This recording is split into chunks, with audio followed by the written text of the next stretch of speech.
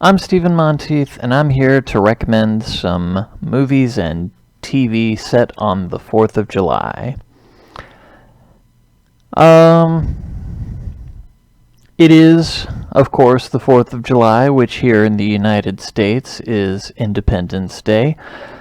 And there are a lot of different movies and TV shows and whatnot that are set that are about the 4th of July, that are about the historical figures that lived and fought in that time. But I didn't want to limit this video to just movies and shows about the founding fathers, because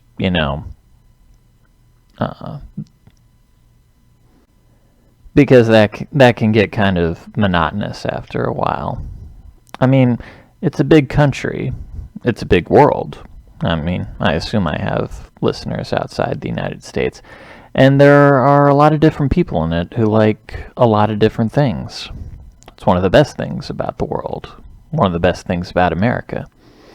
So I have a lot of different types of movies and shows that I'm recommending here.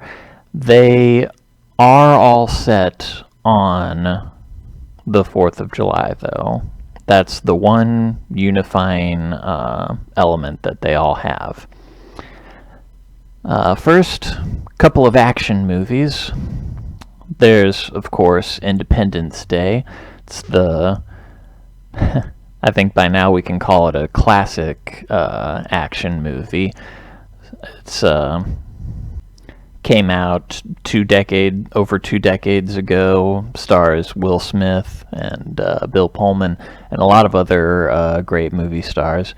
And of course, it's about aliens invading, and they happen to invade on the 4th of July weekend. So there's a bit of American exceptionalism at work in there, of course, but what the hey? I think it's just a fun all-around movie, fighting the aliens, blowing up the alien ships and everything. So that's the first one that I recommend. Another action movie that's set on the 4th of July is Live Free or Die Hard. Now, this is the 4th movie in the Die Hard franchise, of course, starring Bruce Willis.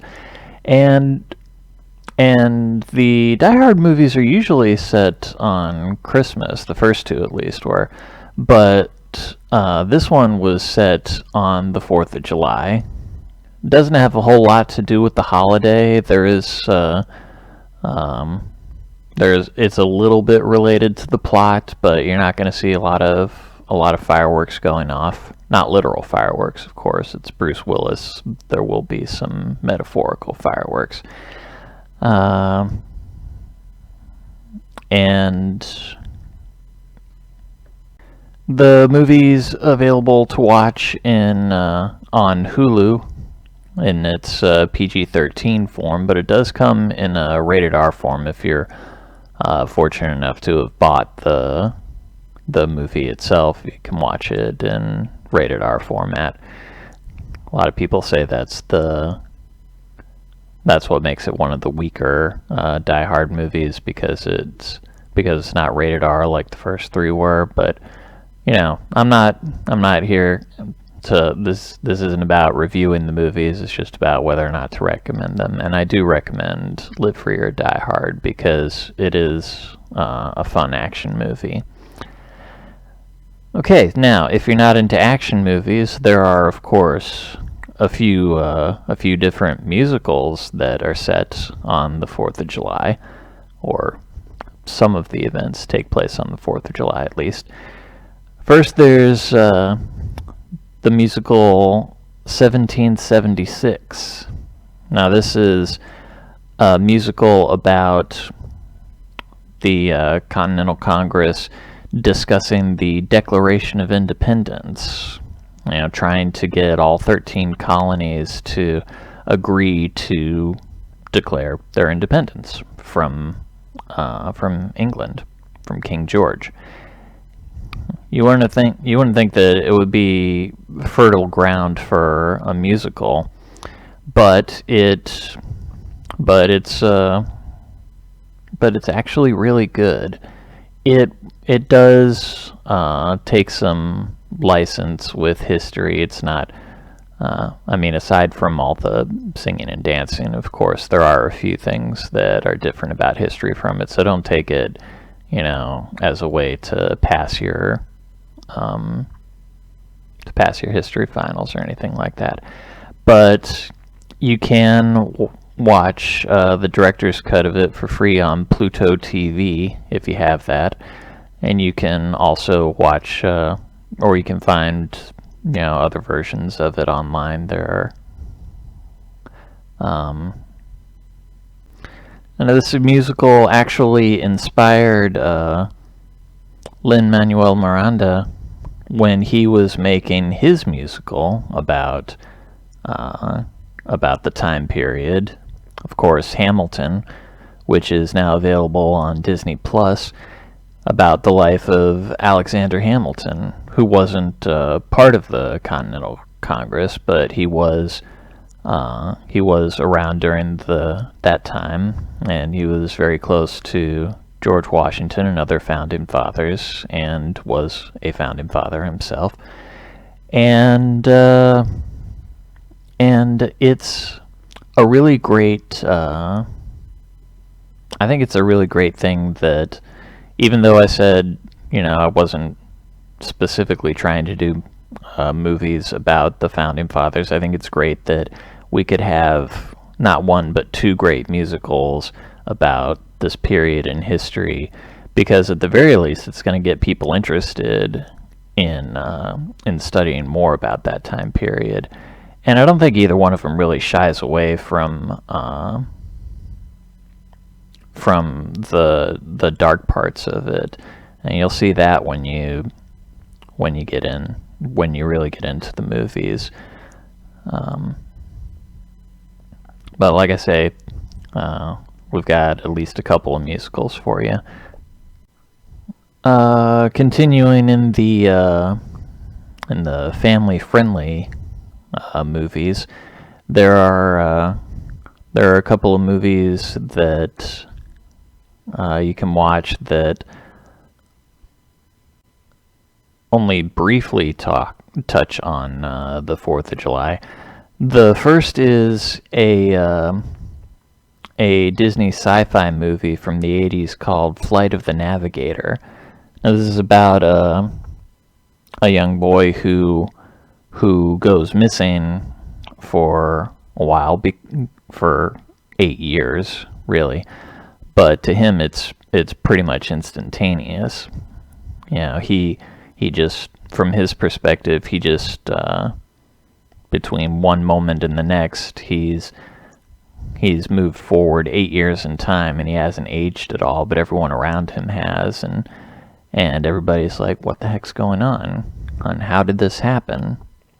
And from their perspective, he's been missing for 8 whole years. And of course, he was abducted by aliens. And that's as much as I'll tell you about it for now. You can also watch it on Disney Plus. It's a great movie. I watched it a lot when I was a kid, and I really like it a lot. Another movie that I grew up watching was The Sandlot. I think this one's just a little more well known than Flight of the Navigator was. A lot of memes sprung up from this movie, and it's about a bunch of kids who get together all the time to play baseball, and it's set in the summer of '62. So of course there is one night where it's the 4th of July. But most of the movie is just them doing kid stuff, just hanging out. And that one you can also find on Amazon Prime. Getting away from the family-friendly entertainment, there are a couple of horror movies that are set on and around the 4th of July. If you like horror movies, there's Return of the Living Dead. Now, this movie came out in the 80s, and it's not exactly a sequel to Night of the Living Dead. It's a little complicated, but it doesn't really matter. It's a zombie movie, and it has plenty of R-rated zombie stuff going on. So if that's not your thing, you may want to skip it, but it's there if you do. Another type of horror movie that is set on the 4th of July is the classic Jaws. Now, this one doesn't have quite so many horrific elements to it, but a lot of the scenes with the shark can be pretty intense. It's the shark itself looks fake, but the scenes with the shark, like I say, can be pretty intense. It can be a pretty scary movie. And it's available on HBO, whether you got HBO Now or HBO Max. You can watch it on there. Or you can rent it on other platforms as well. If you're not in the mood to watch movies today, whether action or musical or family-friendly or horror movies, you can always binge watch The West Wing. It's available on Netflix. Now, this is a TV show that's set in the White House. Martin Sheen plays the president, and the show focuses on him and on his staff and the stuff that they try to do over the course of 2 terms in the White House. And it's actually kind of interesting for a show about politics.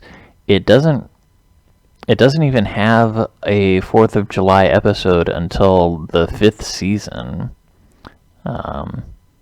It's actually more well known for its Thanksgiving episodes and Christmas episodes.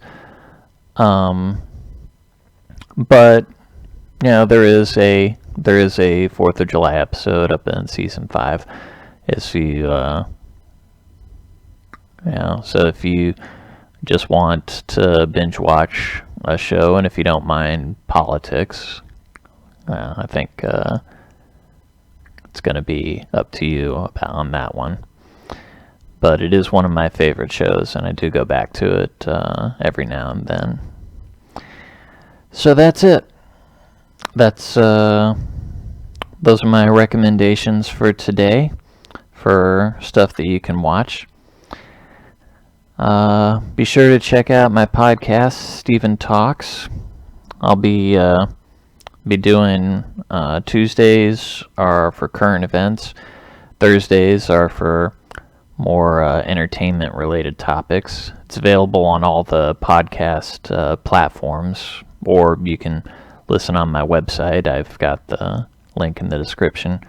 And you can also read my original fiction. It's also available on all ebook platforms. Links on my homepage. Be sure to rate and review anything you read and or listen to. And starting not this coming Monday, but the next Monday, we'll get back to the regularly scheduled Monday recommendations on this channel. So thank you for watching, and I will talk to you later.